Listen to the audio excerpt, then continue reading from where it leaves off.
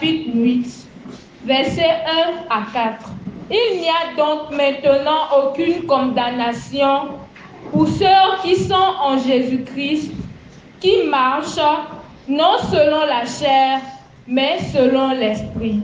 Parce que la loi de l'esprit de vie qui est en Jésus-Christ m'a affranchi de la loi du péché et de la mort. Car ce qui était impossible à la loi, parce qu'elle était affaiblie par la chair, Dieu l'a fait en envoyant son propre Fils dans une chair semblable à celle du péché. Et pour le péché, il a condamné le péché dans la chair, afin que la justice de la loi fût accomplie en nous qui marchons non selon la chair, mais selon l'esprit.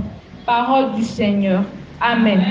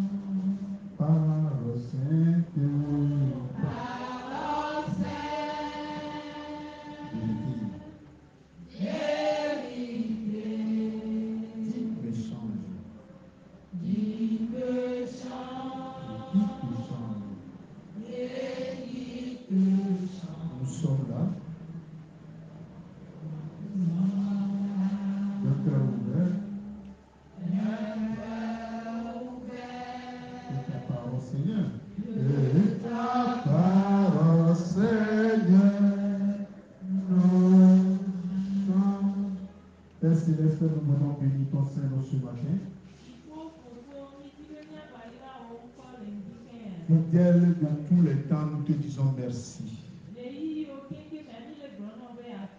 Merci parce que Seigneur, tu viens encore démontrer ta fidélité au milieu de son peuple ce matin.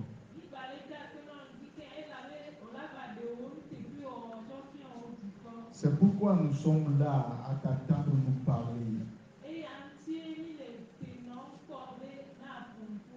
Merci Seigneur pour ce moment. Tout ce que nous te demandons maintenant, c'est de disposer nos cœurs pour recevoir convenablement cette parole. C'est de veiller ici sur l'instrument dont tu veux te servir pour parler à ton peuple ce matin.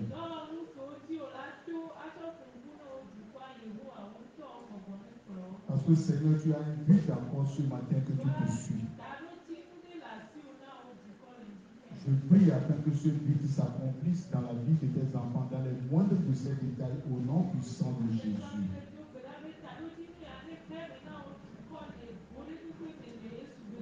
Encore une fois, sois béni, Seigneur.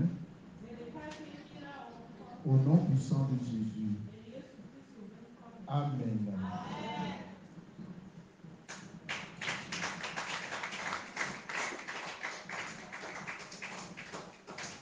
Alléluia. Amen. On nous a lu un passage ce matin. Il s'agit de Romains 8, versets 1 à 4.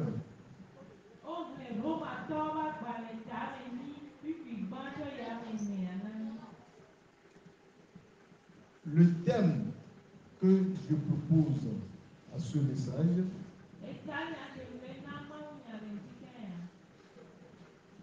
c'est le danger de l'ignorance sur la vie chrétienne.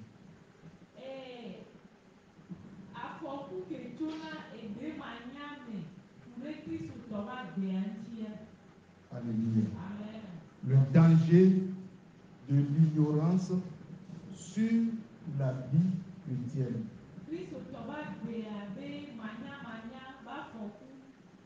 Amen.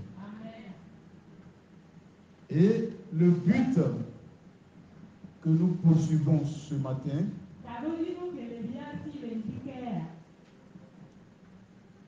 c'est de sortir le peuple du lien d'esclavage dans lequel l'ignorance l'a embrigadé.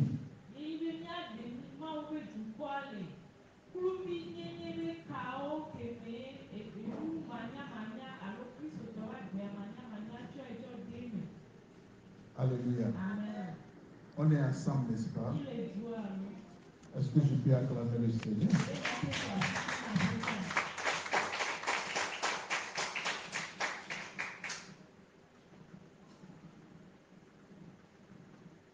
La semaine dernière, on a parlé d'autres choses. C'est-à-dire, on n'est pas resté dans la série de messages que nous sommes en train de continuer ce matin.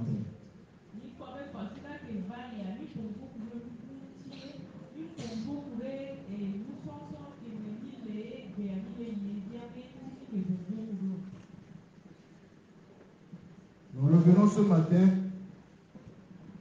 pour continuer, sinon terminer notre message sur cette série-là.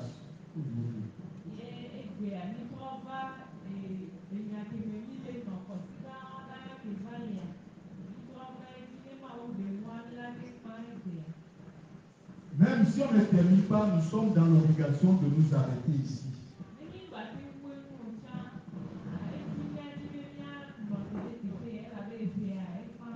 Parce que nous avons reçu un nouveau thème pour l'année nouvelle.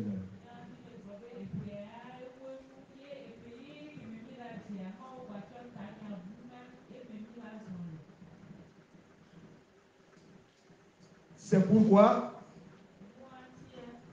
même si on ne termine pas ce message aujourd'hui, on est obligé de s'arrêter.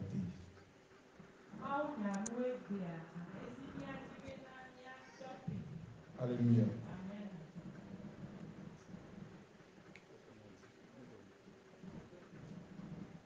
La dernière fois,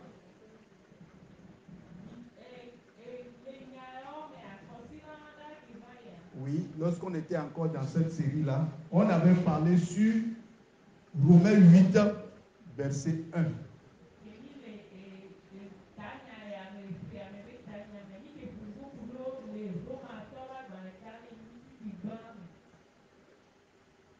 Nous avons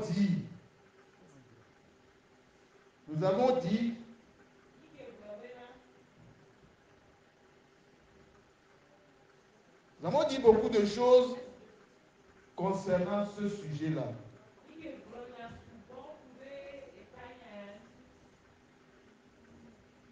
Aujourd'hui, nous allons continuer avec les versets suivants.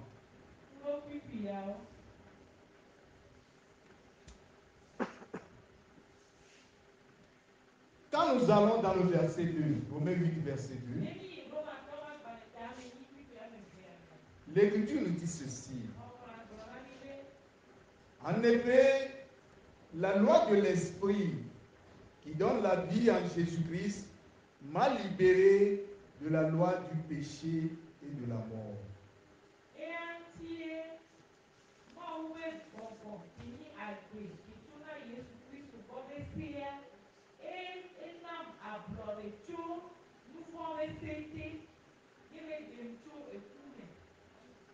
Alléluia. Ce qui est dit dans ce verset est juste une explication pour soutenir ce que l'apôtre a dit dans le verset 1.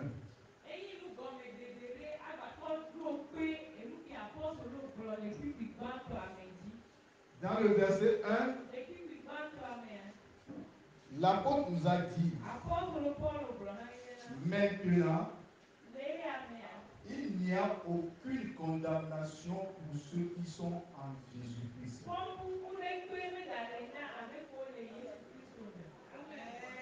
Et donc, pour expliquer cela, il ajoute ceci dans le verset suivant. En effet, la loi de l'esprit qui donne la vie en Jésus-Christ m'a libéré du péché, de la loi du péché et de la mort.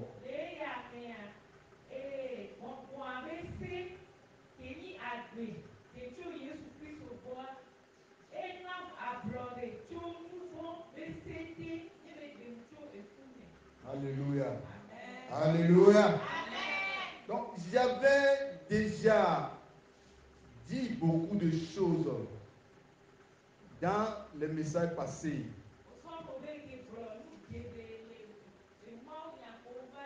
qui peuvent nous aider à comprendre le contenu de ce verset. C'est-à-dire de ce verset, Romains 8, verset 2.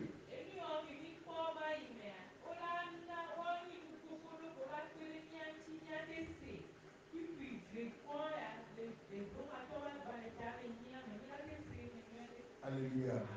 Lorsque j'étais en train de parler de Romains 6, arrivé au Romains 6, verset 7, où il a été dit ceci.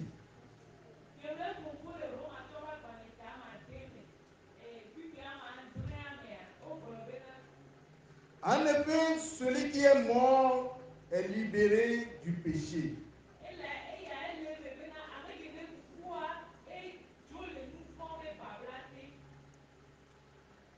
Il n'est pas dit que vous êtes libre, mais plutôt vous avez été libéré.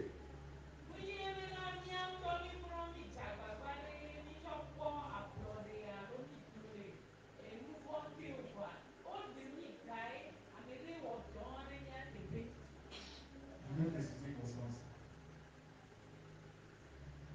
Il n'est pas dit que nous sommes libres, c'est-à-dire mini améliorer pour l'évasion. On est globé, on ne peut pas y aller pour bouer. Ça y est, nous ne sommes pas, il n'est pas dit que nous sommes libres, on a dit nous avons été libérés.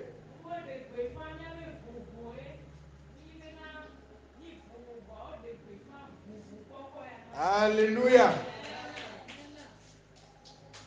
Gloire à Dieu.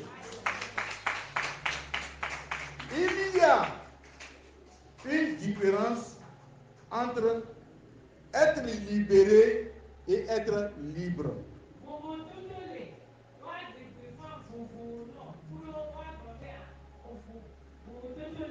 Alléluia. Est-ce que nous sommes ensemble? Acclamons le Seigneur.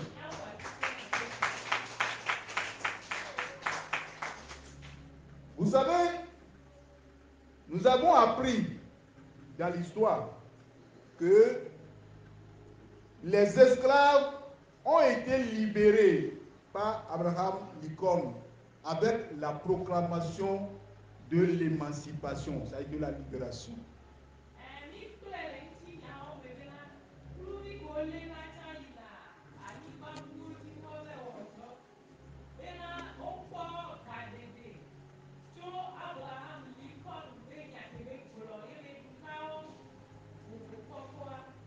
Amen. Amen. Est-ce que nous sommes ensemble? C'est important. C'est tout le message à ce niveau. Alléluia. Ils ont été libérés par ce monsieur-là.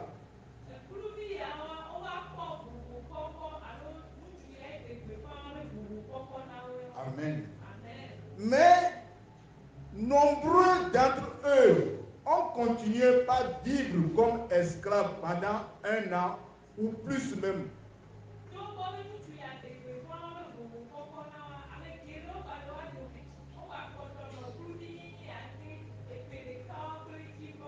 Pourquoi cela? Parce que leur maître leur avait caché cette information.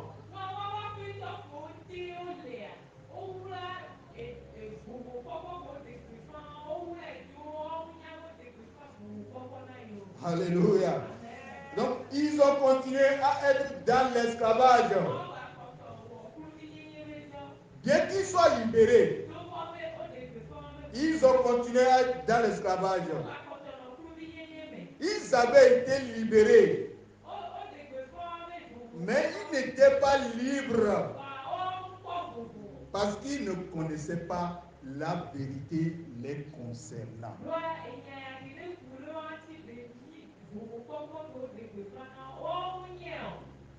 Le danger de l'ignorance. Alléluia.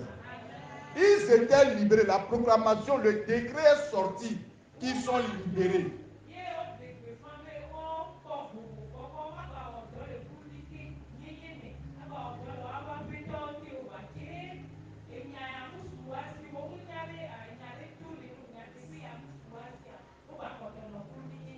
Merci. Acclamons le Seigneur pour sa vie.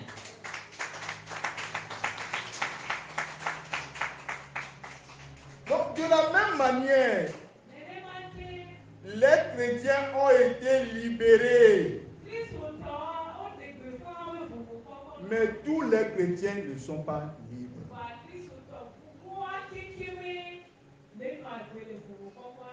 Alléluia. Je pourrais même affirmer que la grande majorité des chrétiens continuent à vivre dans la condamnation et la culpabilité parce qu'ils ne comprennent pas que nous ne sommes plus sous la loi.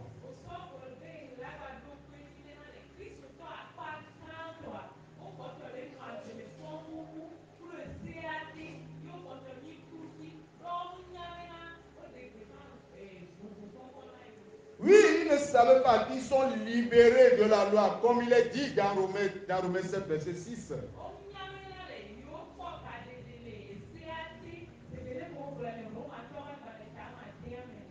Romains 7, verset 6. Nous avons été libérés de la loi. Alléluia. Mais ils ne savent pas qu'ils ont été délivrés de la loi. Et ils pensent toujours devoir mériter par leurs propres efforts, par leurs propres performances, par leurs actions, l'amour de Dieu et la réponse de Dieu à leurs prières.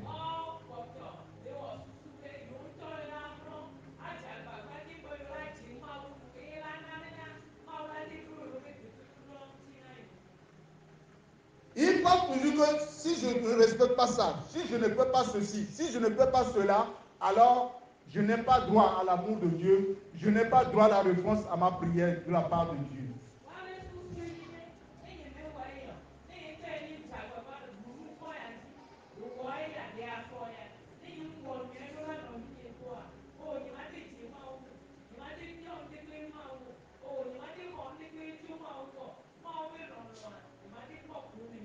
Et à cause de cela, il y a toujours les gens qui vivent sous la condamnation et la culpabilité de la loi.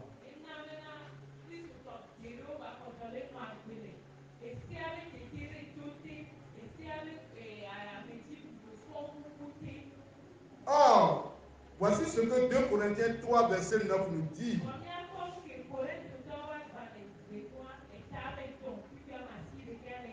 2 Corinthiens 3, verset 9 nous dit que la loi est le ministère de la condamnation.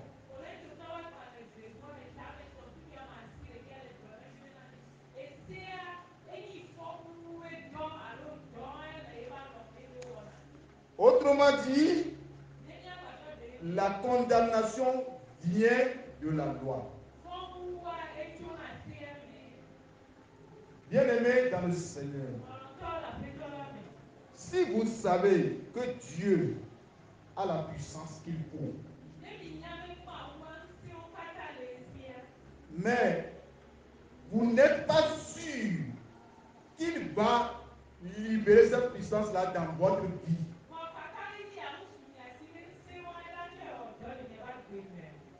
on appelle ça de la condamnation.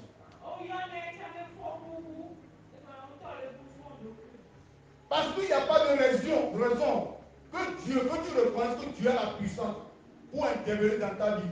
Mais estimez à côté de cela que cela ne peut pas être possible dans ta vie, c'est la condamnation.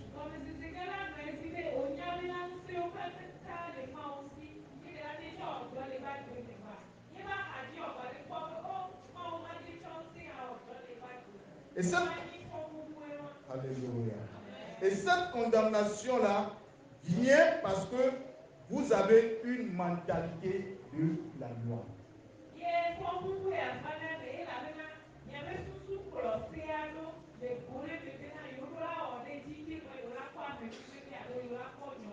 Alléluia.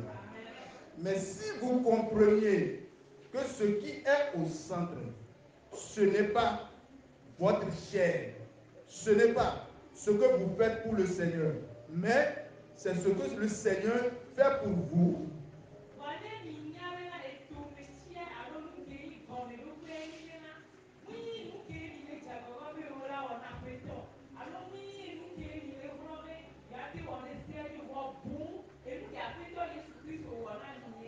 Alors, la loi de l'Esprit qui donne la vie en Jésus-Christ vous libérera de la loi du péché et de la mort.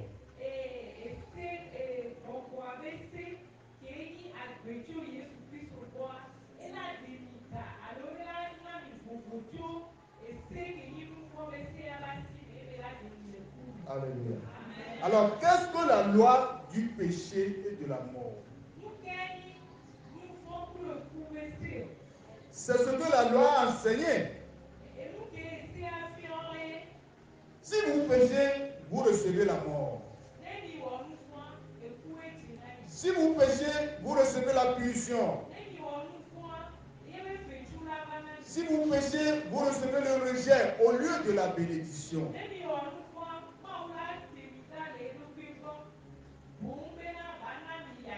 C'est ça ce que la loi enseigne. Et on peut même l'illustrer à un passage dans l'Ancien Testament.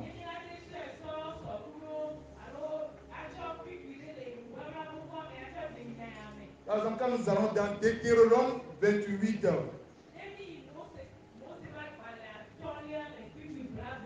le verset 1 jusqu'au verset 68. D'abord, quand nous prenons le verset 1 au verset 14, là, il est question que des bénédictions. Quand tu fais bien, tu as toutes les bénédictions. Mais à partir du verset 15 jusqu'au verset 68, quand tu ne respectes pas la loi, c'est les malédictions qui sont alignées là-bas. C'est comme cela qu'on comprend la loi. C'est ce que la loi a enseigné. Est-ce que je peux acclamer le Seigneur?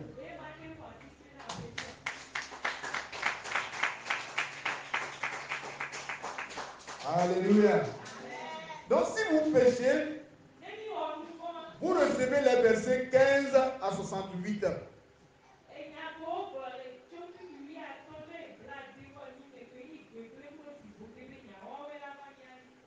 C'est-à-dire que vous recevez toutes les malédictions sans les bénédictions.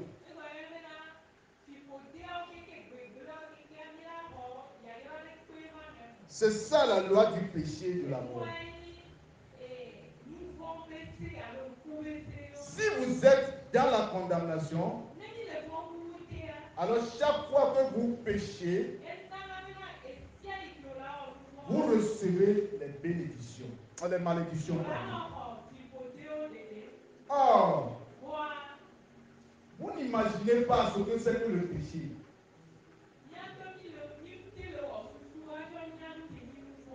Le péché, ce n'est pas seulement transgresser les 10 lois, les 10 commandements de Dieu.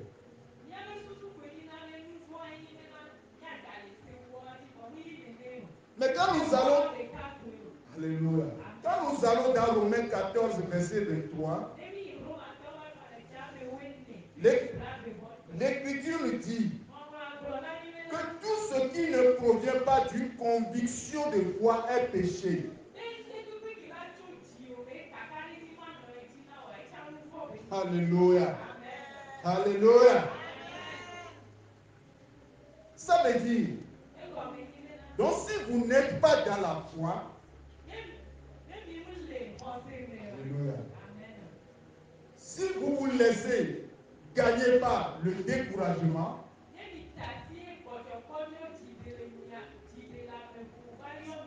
si vous n'êtes pas toujours au-dessus des circonstances en train d'adorer Dieu,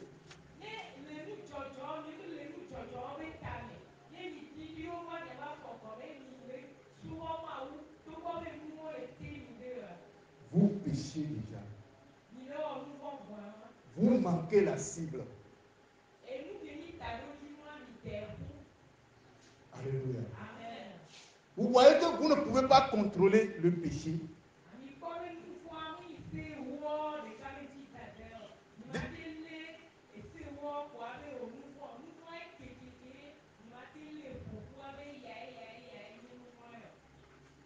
Alléluia.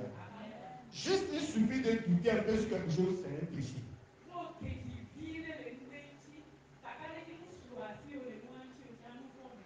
Alléluia.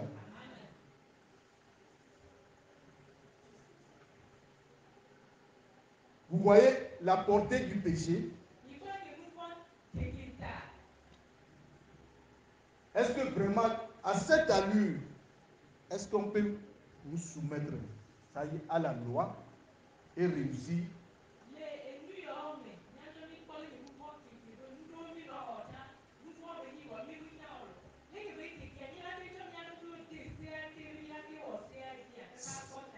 Si vous vous sentez condamné,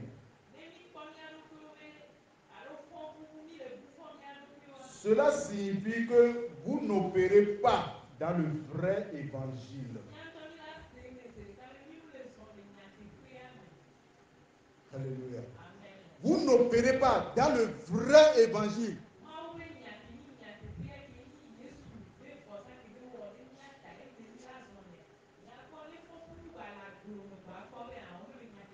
C'est-à-dire, si tu te condamnes toi-même, ça veut dire que tu n'opères pas dans l'évangile de Dieu. Parce que l'évangile de Dieu est venu te libérer.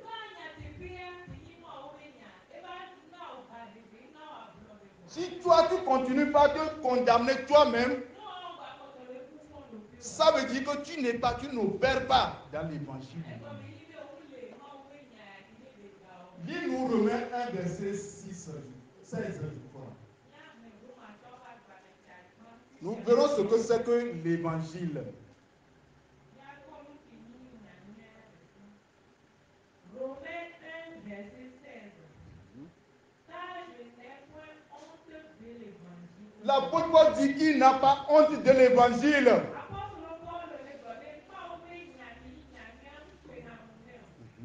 Car c'est la puissance de Dieu pour le salut de tous ceux qui croient. C'est l'évangile est la puissance de Dieu pour le salut de tous ceux qui croient.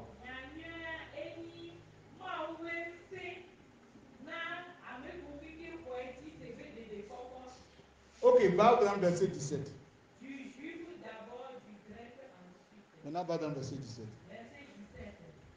Car en lui, la justice de Dieu est révélée de foi en foi. Je prends encore.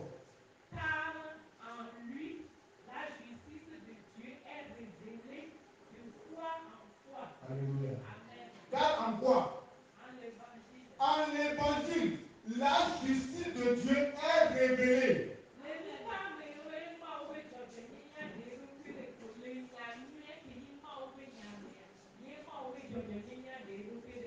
Alléluia. Maintenant, si tu te sens encore condamné, si toi-même tu te condamnes, tu n'opères pas dans cet évangile. Parce que cet évangile te garantit la justice de Dieu.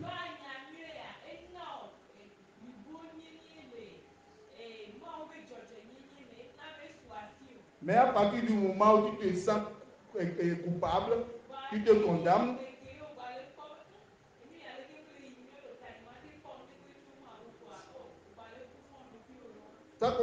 vous continuez à baser votre relation avec Dieu sur vos propres performances.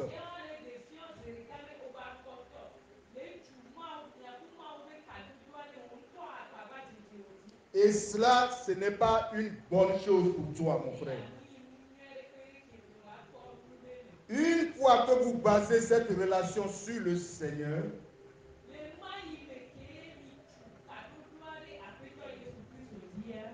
le message, le contenu de Romains 8, verset 2 vous dit: alors la loi de l'Esprit qui donne la vie en Jésus-Christ vous libérera de la loi du péché et de la mort.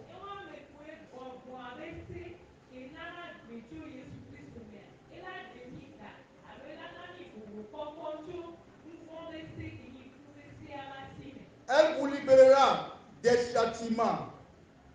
Elle vous libérera de la loi du péché et des malédictions qui vont avec cela.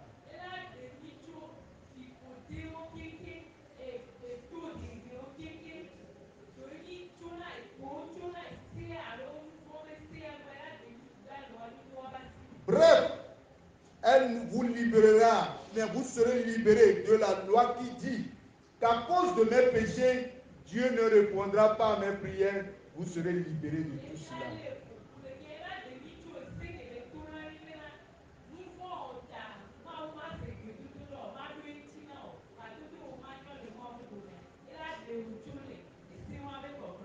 Pourtant, la plupart des gens aujourd'hui ignorent cette vérité.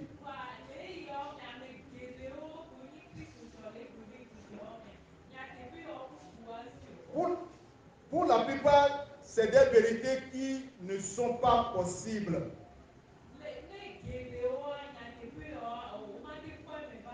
Et ils vivent sous cette loi du péché et de la mort. Ce n'est pas une bonne chose. Alléluia. Alléluia.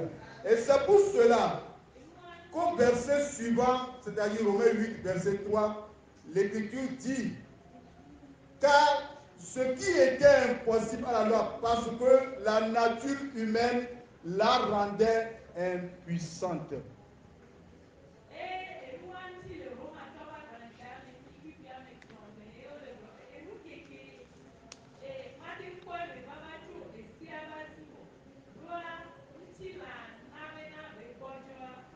Alléluia. Alléluia. Est-ce que je puis acclamer le Seigneur?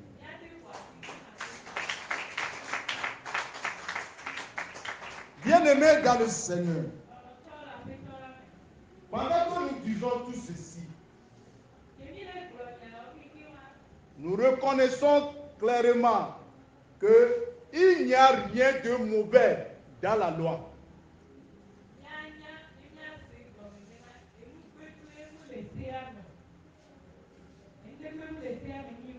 Alléluia. La loi est parfaite. C'est un standard parfait. Je ne suis pas contre la loi, parce qu'elle vient à 100% de Dieu. La loi est parfaite. Mais le problème avec la loi, ce n'est pas la loi, mais c'est moi-même.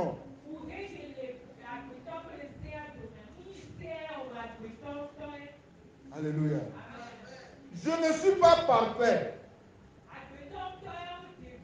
Je ne peux pas vivre à la hauteur de ce standard de perfection.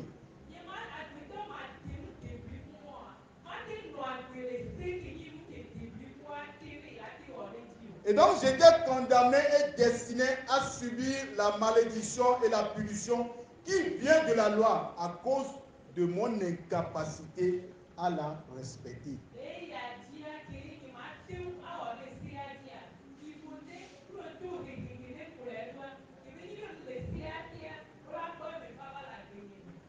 La loi est bel et bien parfaite, mais moi je ne le suis pas. Donc, la loi est incapable de me faire entrer en relation avec Dieu.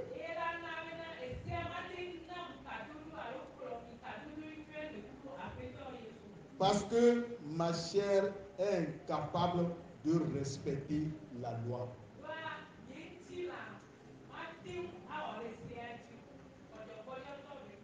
C'est pourquoi il est dit dans Romains 8, verset 3. Lis-nous ça là-bas. Romains 8, verset 3. Car ce qui était impossible à la loi, parce qu'elle était affaiblie par la chair, Dieu l'a fait. Alléluia. Attendez, c'est là-bas. Alléluia. Amen. Car, mais c'est pourquoi ce qui était impossible à la loi, parce que la nature humaine la rendait impuissante.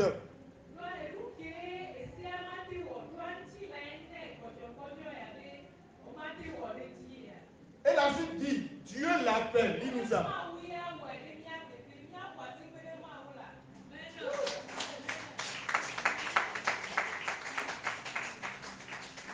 Nous-mêmes là, nous ne pouvons rien faire devant la loi. Pourquoi? Parce que la chair ou bien la nature humaine la rendait impuissante.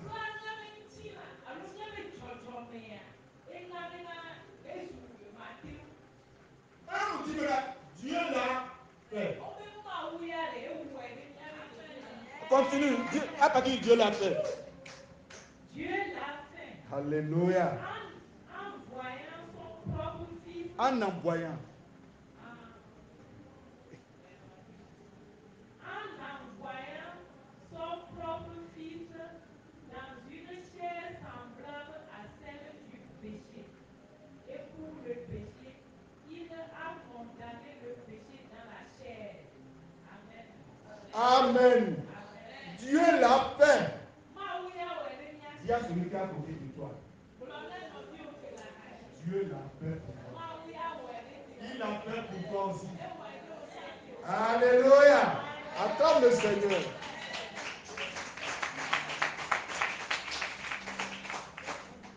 Donc, il a fait comment?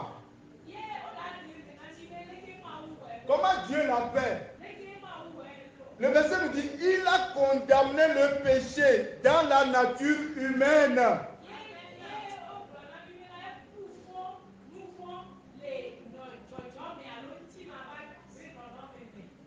En envoyant, à cause du péché, son propre fils dans une nature semblable à celle de l'homme pécheur. Dans une nature semblable, il n'a pas dit dans une nature de l'homme pécheur, dans une nature semblable à celle de l'homme pécheur.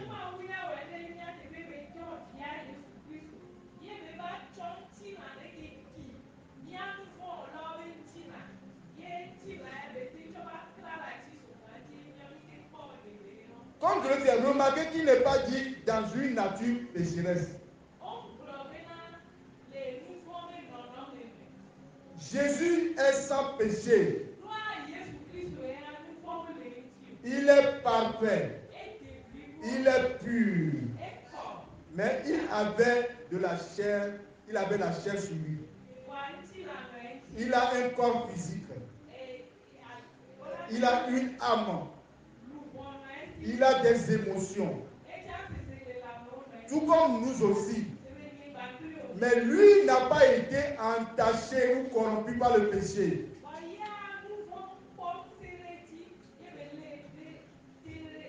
Donc il a été envoyé dans une nature humaine semblable à celle de l'homme pécheur, pas dans une nature pécheresse.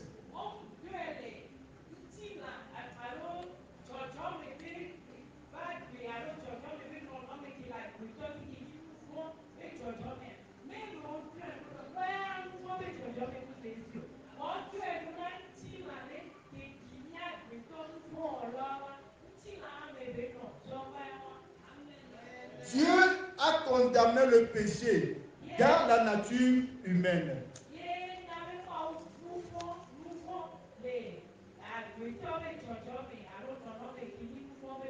pas condamné dans la nature humaine de qui?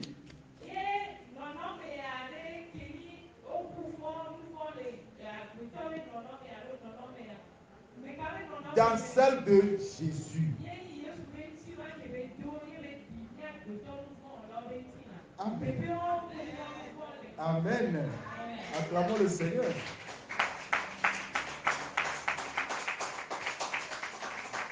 Ça veut dire que Jésus a littéralement pris votre péché, il a littéralement pris mon péché.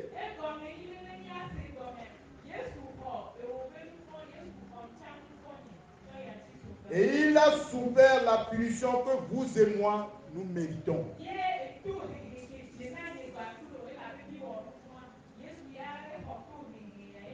Désormais, vous pouvez mener une existence sans culpabilité, sans condamnation.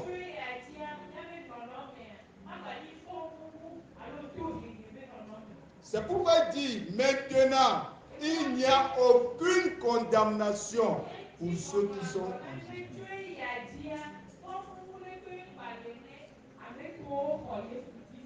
Mais alors, il vous faut renouveler vos pensées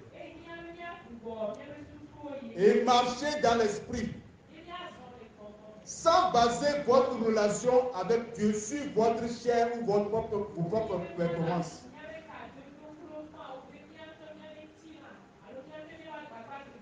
Il vous faut comprendre le véritable évangile.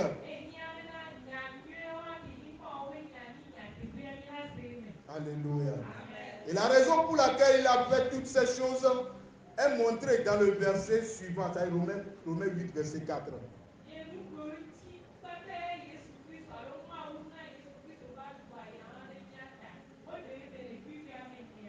Lis-nous ça, mon fils. Romains 8, verset 4. Afin que la justice de la loi fût accomplie en nous, qui marchons non selon la chair, mais selon l'esprit. Amen. Alléluia. Amen. Alléluia. Amen. Est-ce que je peux acclamer Dieu pour ça? Pourquoi Dieu a fait tout ça là? Avec la justice réclamée par la loi.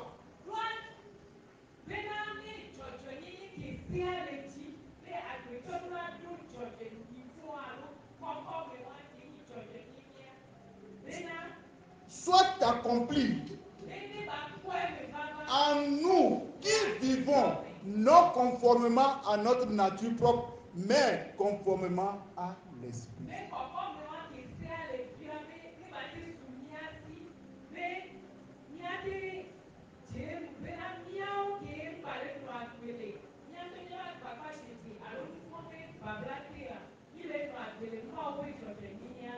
Amen. Ça veut dire quoi? C'est Dieu qui fait la chose quoi? C'est Dieu qui l'a fait.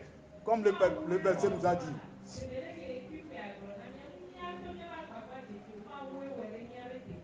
Jésus est mort afin de faire de vous et de moi la justice de Dieu.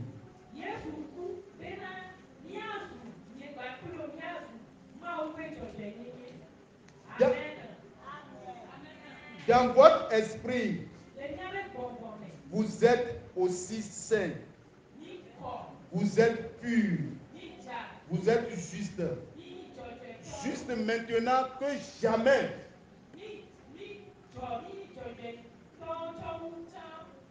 Alléluia. Votre esprit est parfait.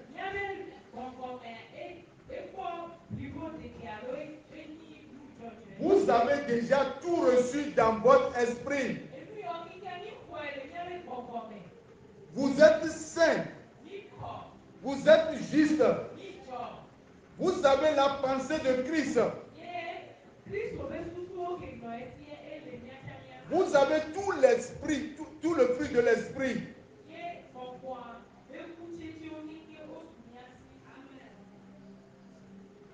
C'est comme je ne crois pas encore, parce que je ne vous vois pas réagir pour dire Amen. C'est comme vous dites quoi. Tout ça là, c'est ce que Dieu a fait pour vous. Tout notre problème se trouve où?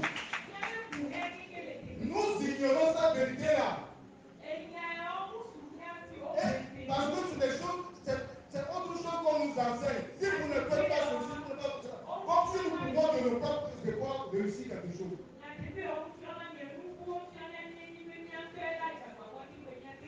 C'est Dieu qui nous a créés. Il nous connaît. Il connaît dans nos limites et nos faiblesses. C'est pourquoi il a pris toutes les dispositions. Et c'est cela que nous sommes en train de partager. Nous continuons tout simplement par nous condamner parce que nous ignorons de cette vérité-là qui sont travaillées pour nous à notre faveur.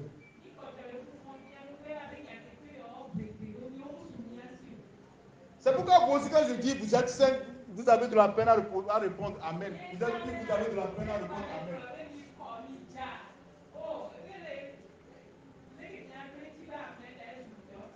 Parce que vous êtes en train de regarder encore dans le téléviseur, vous voyez, j'ai fait ceci, j'ai insulté ce matin avant de venir à l'église.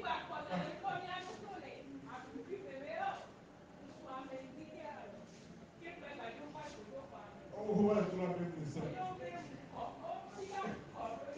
Alléluia. Non, c'est quelque chose, c'est le thème de l'année même. Nous sommes en train d'annoncer comme cela. Le thème de l'année va nous permettre de comprendre encore beaucoup de choses concernant ce message.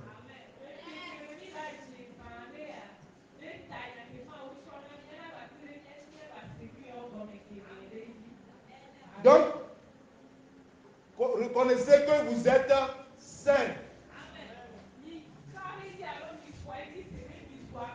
Que vous avez la passion de Jésus-Christ.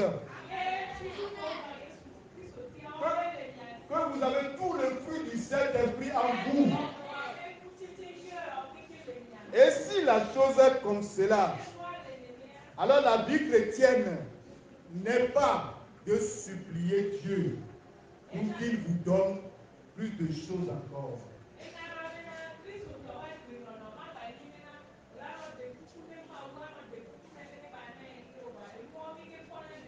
Mais la vie chrétienne, c'est de découvrir tout ce que vous avez reçu.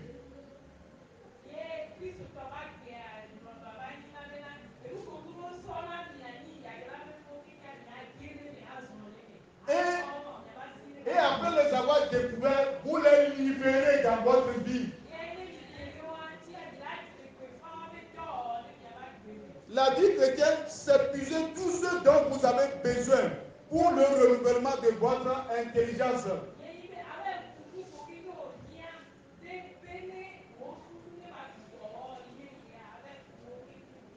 Alléluia.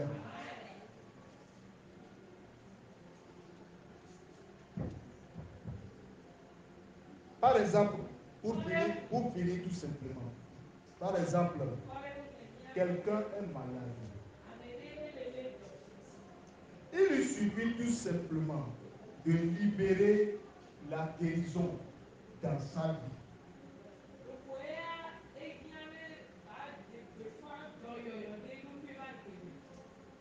Parce que vous l'avez déjà reçu, c'était dans votre esprit. Maintenant, vous le libérez de l'esprit pour que ça regarde.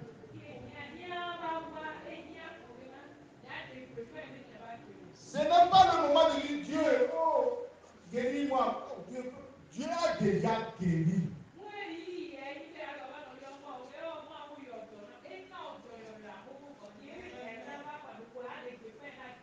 Ce que nous sommes en train de dire, vous paraît encore un peu flou. Vous vous posez des questions là-dessus. Mais les messages qui vont suivre vont vous rassurer.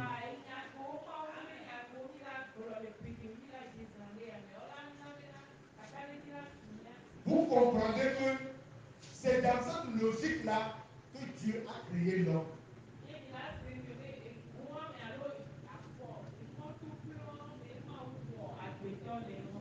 Dieu, nous ne sommes pas en train d'inventer quoi que ce soit. C'est comme cela que Dieu a fait les choses. Il ne nous a pas créés pour que nous ayons des besoins. Nous comprenons cela dans la suite. Que le Seigneur bénisse sa parole. Amen.